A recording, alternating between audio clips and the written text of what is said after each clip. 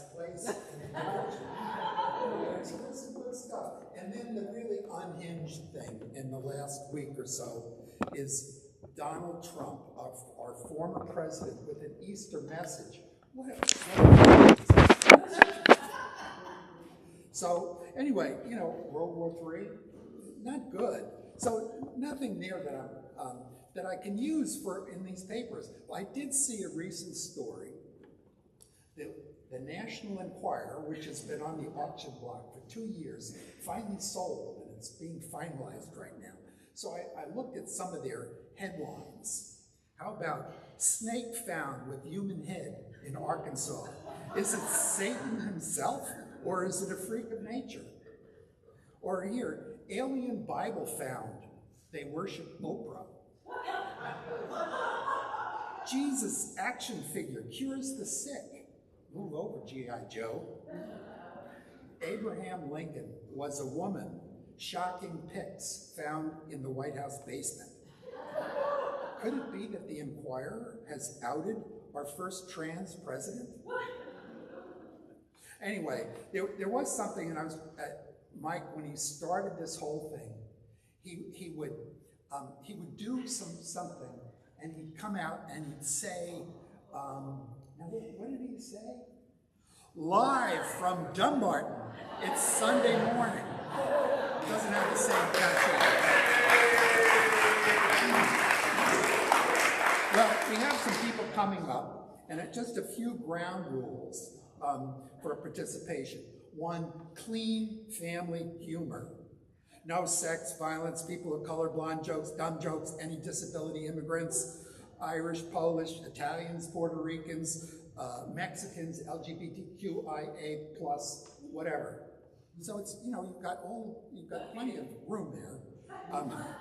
Mom jokes, dad jokes, lots of those are around, great. And I do have to say, if you don't follow the rules, at one time, the church would throw you out.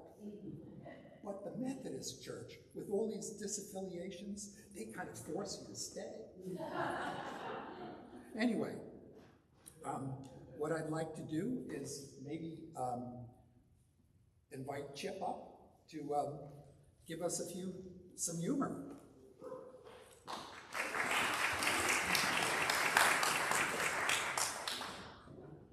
Jim should have told me those rules in advance. I'm going to repeat a joke I told the first time Mary Krause got brave enough to allow me to preach at Dumbarton. And the background for this is all these beautiful cushions that we sit on. There were always someone at that point sewing on one of these cushions. Or you look over, Jody McPherson was knitting something, Mitty Quinn may have been knitting something. There was always craft work being done in the pews during the service. And so during my first sermon, I told the story about 2 gay men were out having lunch. And they were discussing their families. And one of them said with confidence, "My mother made me a homosexual." His friend quickly responded, "If I buy her the yarn, will she make me one too?" And did that cross the line? I like that Rob started out with a tribute to Walter Wells, because I tribute this joke. I think this is a Walter Wells joke. And those of you who knew Walter, sometimes he would work a joke into the joys and concerns, but you weren't sure it was because he would be doing it in his version of a Scottish brogue. And so then you'd have to get him to translate the joke during passing the piece. But he was telling the story one time about a small Scottish church. And, the Scots are supposed to be very careful with their funds. And they were talking, it was church council meeting, and they were going on and on about buying a chandelier. The church needed a chandelier, and it had been put before the church council. And finally, one of the elders of the church stood up and he says, "I'm against us buying this chandelier." He says, 1, it's too expensive.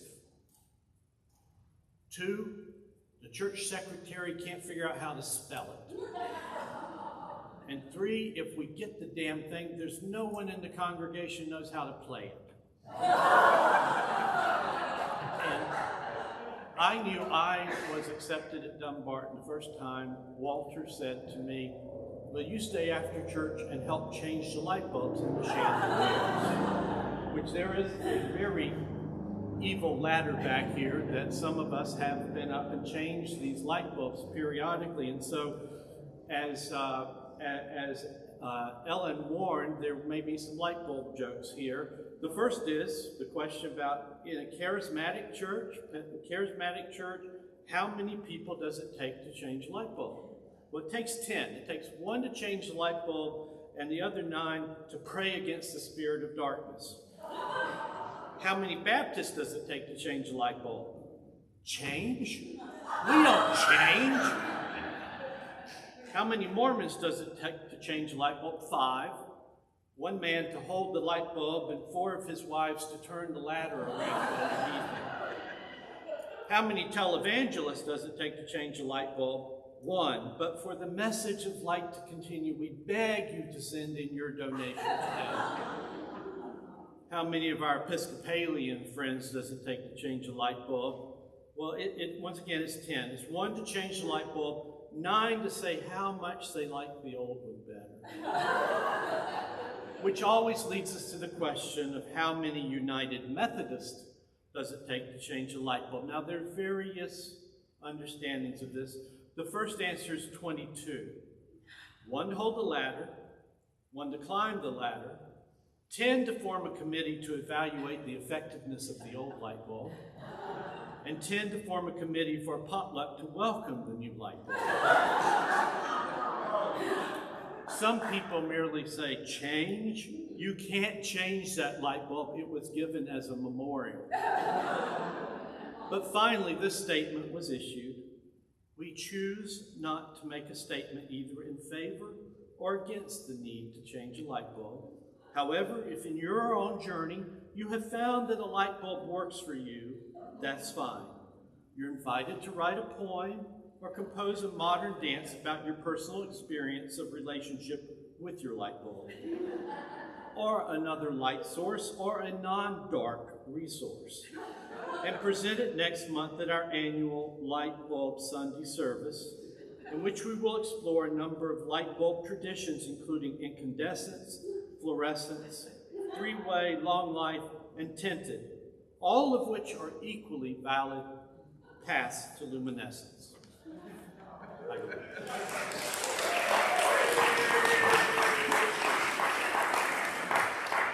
Thanks, Jeff. I always liked these light bulbs. When I went to school, one of the things that I remembered was how many Paul Reveres does it take to screw in a light bulb? 1 if by land, 2 if by sea. Well, Ellen is going to give us a few jokes here. I wanted equal opportunity for mom jokes. And then I found myself really busy like a mom, and so you're going to get a mom joke. Oh, and Chip, I remember when you gave one of your sermons and you reminded us that you were doing okay until you heard your 3-syllable name, Chip. So let's give it up for Chip. My favorite joke. A storm descends on a small town and the downpour soon turns into a flood. As the waters rise, the local preacher kneels in prayer on the church porch, surrounded by water. By and by, one of the townsfolk comes up on the street in a canoe. Better get in, preacher. The water's arriving fast. No, says the preacher, I have faith in the Lord. He will save me. Still the waters rise. Now the preacher's on the balcony, wringing his hands in supplication, when another guy zips up in a motorboat. Come on, preacher, we need to get you out of here. The levee's going to break any minute. Once again, the preacher is unmoved. I shall remain. The Lord will see me through.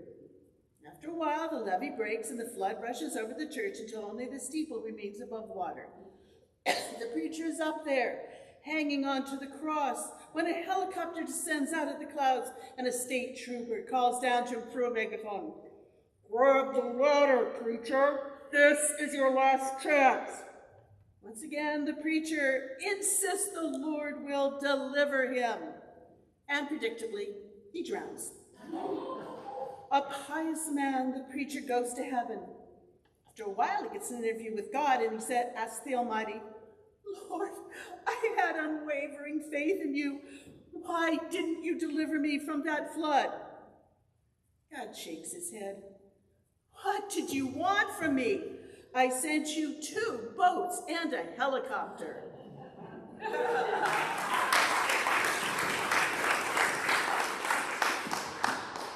Carl's going to follow up here.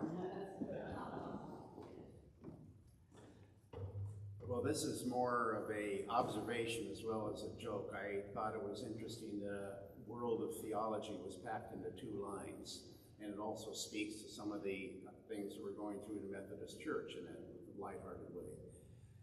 The optimist believes that we're in the best of all possible times. The pessimist believes the optimist is right.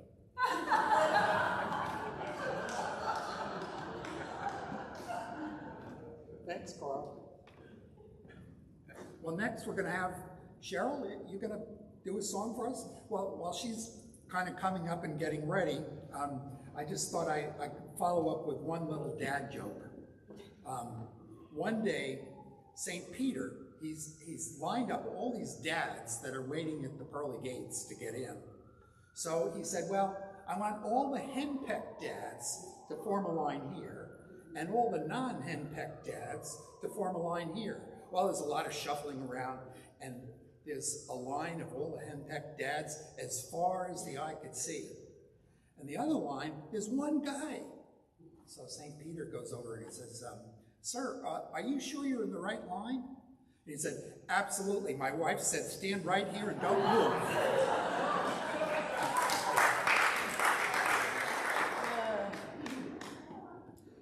So I don't know what got into me. Maybe it was being away from Dumbarton for, 2 years because of the pandemic. But on May 31st, 2022, I was thinking of the song Matchmaker. And I went, oh, Dumbarton, that fits, Dumbarton. So I wrote a poem, and then I sang it to Matchmaker. So here it is. Dumbarton, Dumbarton, I feel attached. No other church would ever match. Dumbarton, Dumbarton, my spirit soars as I walk through the purple door. Dumbarton, Dumbarton fights for justice. The mission is strong and so wondrous. Dumbarton, Dumbarton, here the oppressed are always our welcome guest. All are welcome to be at the table. We look at you as one who is faithful. Why would we shun someone when Jesus taught us to love everyone? Dumbarton, Dumbarton, I feel attached. No other church would ever match. Dumbarton, Dumbarton, my spirit soars as I walk through the purple doors.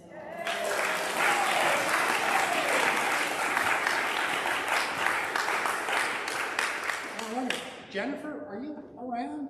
Did you? Oh, yeah. I wonder if you've got any kind of knock-knock jokes. Oh, Jim, I happen to have some right here. So, knock, knock. Who's there? Sure. Sure who? Sure, hope you like bad jokes. You got another one?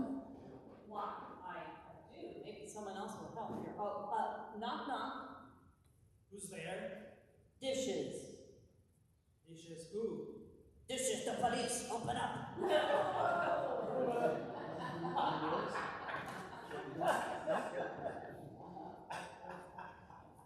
I got more of these babies. Well, I got some. Rob's gonna come up here. Bethany, you got any jokes? Oh, we got more knock-knock over here. You got some more? Well, I know. We'll do it.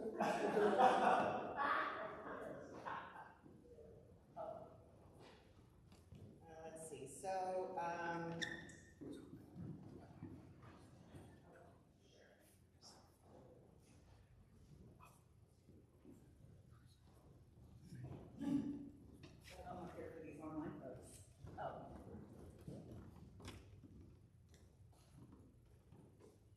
All right, so what's a missionary's favorite type of car? A convertible. Why did the unemployed person get excited when reading the Bible? They thought they saw a job. Let's see, and one more. What do you call a priest who becomes a lawyer? A father-in-law.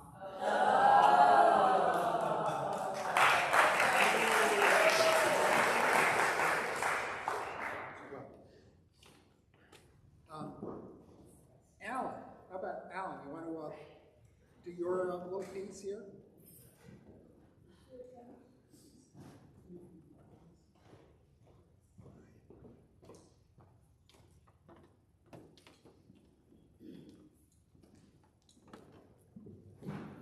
This is a story about everlasting life, sort of.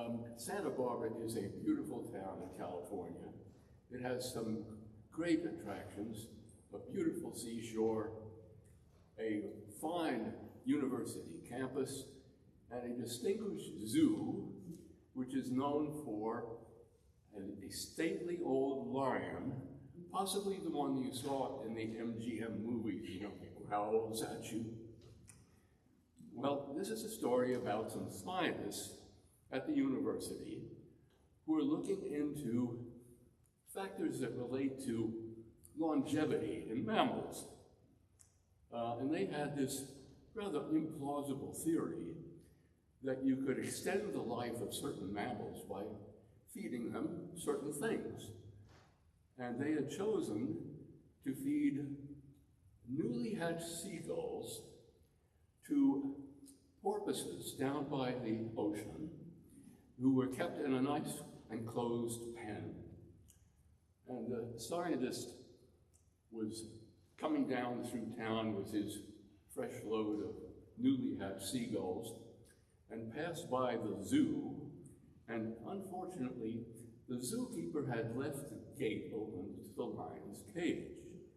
And the lion strolled across the campus and out into the street, right in the path of this young scientist, whose car struck the scientist, struck the lion, and he was arrested for transporting young gulls across state lines for immortal purposes.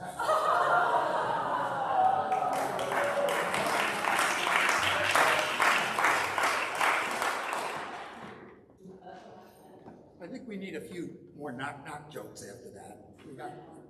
And I can't deliver. What you got, Jen? Oh, so, knock knock. Orange. Aren't you gonna let me in?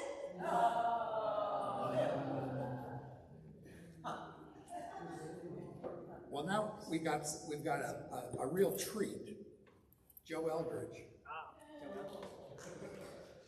I'd be happy to defer to Melanie. It's a quickie. All right. For a minute. Sure. A minute's all it will take. This is audience participation. How many feathers does a bird have? How many? 3. How many stripes does a bee have? 8. What color is an orange? What color was Peter Pan's outfit? Green. Well, for not knowing anything about the birds and the bees, you sure know a lot about the fruits and the fairies.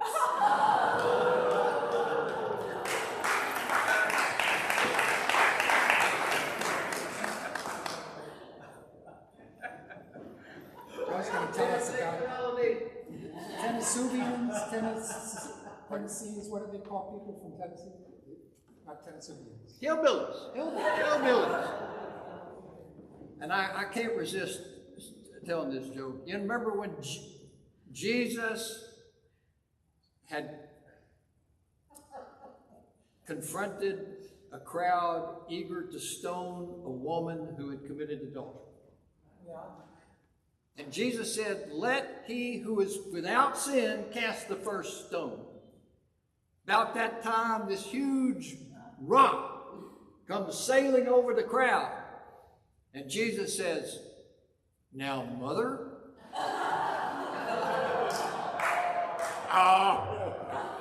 Okay, this is in a guy named Mason Williams, who I encourage, wrote a bunch of them stories. One of them is, how many of you have been walking and got a sticker in your sock or your shoe? How many have done that? Got a sticker? How about them sticker getters?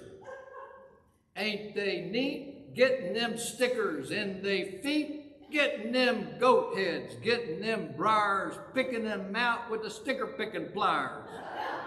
Look at them sticker getters, ain't they cuss? Soon as you get a sticker, raise a mighty fuss. Them tender-footed sticker getters, how they squeal, stickers in their toes, stickers in their heels. How to be a sticker getter, don't need a ticket. Stick a foot in the weeds, let the stickers get it. All right, thank you. Now, I have a whole bunch of these, but I don't know if we have time or endurance to do it. But I'm okay. Part of this was actually done on Zoom a long time ago. How about them Dumbartonians? Ain't they amazing? Out in the world, always doing some hell raising, taking on sinners while joining the do-gooders. Lots of folks just call them the justice rooters. Dragging them bodies into the church door, singing so loud, sometimes it sounds like roars. Then remember what happened in March of the 2020 year? The pandemic struck and filled us with fear. Zoom seemed to work well for Pete's sake until it came around to passing the collection plate. In the middle of the virus, we got a new appointment. As Reverend Rachel, we were happily sent. And since then, Zoom and in person we have been, but not too much harder for forgiveness of sin. But with worship and such in hybrid, it's been slightly harder to get fed. Them Dumbartonians, ain't they something? So keep that in mind when you go church hunting. As caring for others is in our DNA, when prayers for the hurting happen every day. As preacher Reverend Rachel is a master, one of the reasons we love her as pastor. Dumbartonians always well read, helped along by Shirley's adult ed.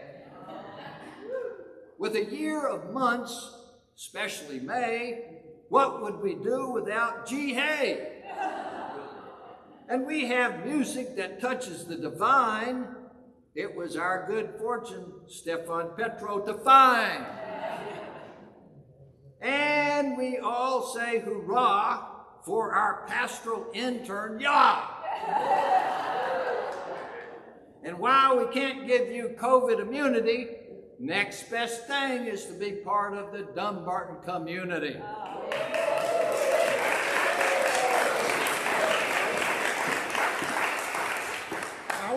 Howard, you got something there? A young girl approached the preacher and said, "I may be guilty of the sin of vanity." The preacher said, "Why is that, my child?" And she said, "Well, every morning I get up in the mirror, look at myself, and tell myself how pretty I am." And the preacher said, "Oh, that's no sin. That's just a mistake." Thanks, Howard.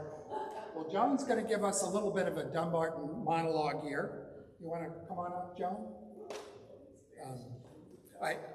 This reminds me, we were in Japan last month, and we were grinding up tea to make matcha. I don't know whether you know matcha is this green tea. It's a bitter kind of thing, and we're doing the matcha, and we get into this argument about is this something that just happened this century, or is it a century, 2 centuries?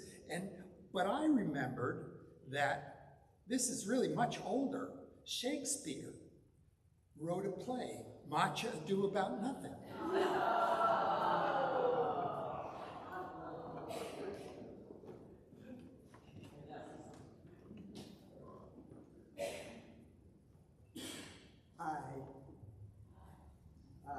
those of you who don't know me, my name is Combe Gentryman.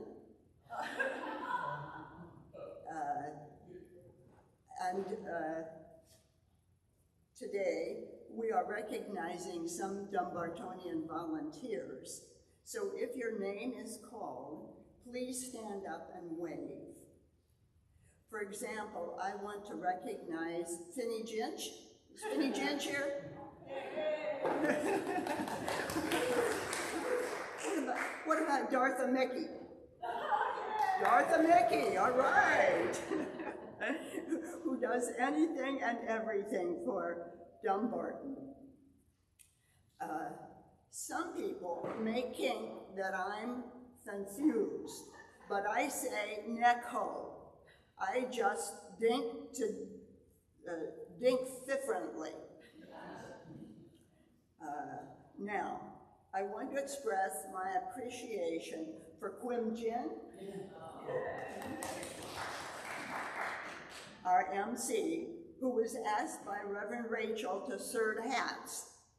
That is us.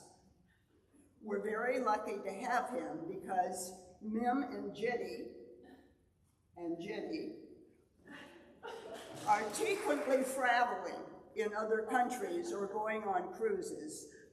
Meanwhile, our pastor, Kachel Rornwell, flew off in a plane to Paine, leaving us leer to half at our Cunny congregation. As she said, Grant was all about leaf. Easter was celebration, so now it's rhymed to taff.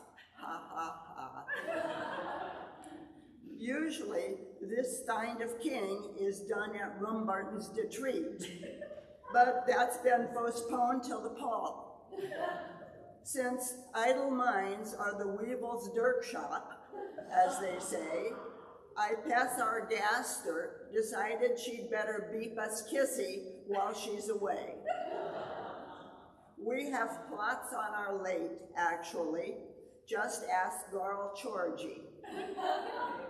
Garl Chorgy, yes, our chair of trustees. Or Sim Tears, our Chinance fair. And our dedicated treasurer, Carol Conway. Who knows what's going on around here? Have you looked at Dumbarton's website recently? Thank Estine Cracksmith. Estine, if you have looked at it in the past 2 months, that is, February and March, raise your hand. All right. Raise your hand if you have updated it. That is our website. Yeah. Ah. Let's give again to our dedicated volunteers.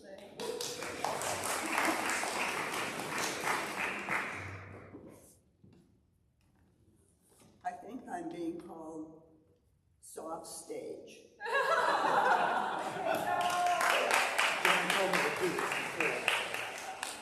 I just wanted to see if there's anything from the Zoom. Jihei, was there anything put in, jokes on the Zoom, or are we okay? Okay, great. So I did find out that someone said, well, why did the chicken cross Dumbarton Street? To get away from the humor Sunday. No, well, thanks everybody for all your contribution. I'm sure there's a lot more stuff. We'll have to figure out how to put this out there. I apologize to our Minnesotan brethren that we didn't have any Ole or Lena jokes, but we can do that another time. So, you got one? Sure. Hi. So they got Ole. Hey, you know, Ole won a gold medal in the Olympics. You hear that? Oh yeah, he was so proud he went and had it bronzed.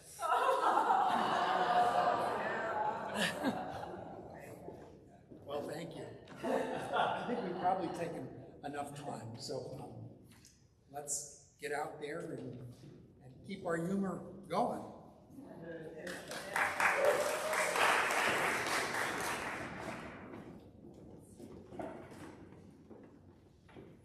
Well, as the liturgist, I thought I would assert one more prerogative and have finish up with one more joke. This is about Lemuel and Ezekiel, who are sitting on their rocking chairs at their rest home, watching the sun down for the umpteenth time, and Lem turns to Zeke and says, "Zeke, $5 says I can guess your age right down to the day." And they rock for a while, and Zeke says, "Lem, you got that bet." And they rock for some more, and then Lem says, "Ezekiel, the way I got it figured, you're 87 years and 6 months and 4 days old." He rocks some more. Oh. Zeke considers this and says, "Lem, you know, you're exactly right." And he reaches into his pocket and pulls out a 5 spot and hands it over to his friend. And "Now, Lem, now that you got my money fair and square, you gotta tell me your secret. Now, I know that you didn't figure out how to do that any other way. What do you know? How'd you do that?"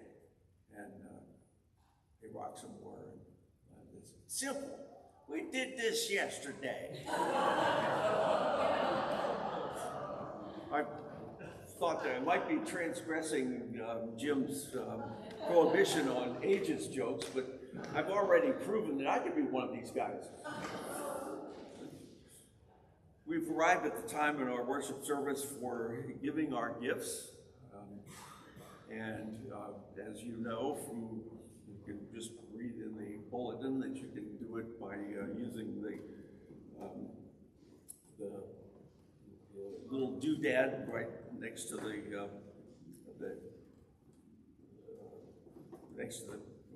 paragraph. And of course, it's gone out of my mind what that little thing is called, the QR code. Thank you. Or you can put your donations in either of the wooden boxes by the stairs while we will have the music with wonderful Barbara Marvin and Mitty Quinn and Dr. Bridgerow.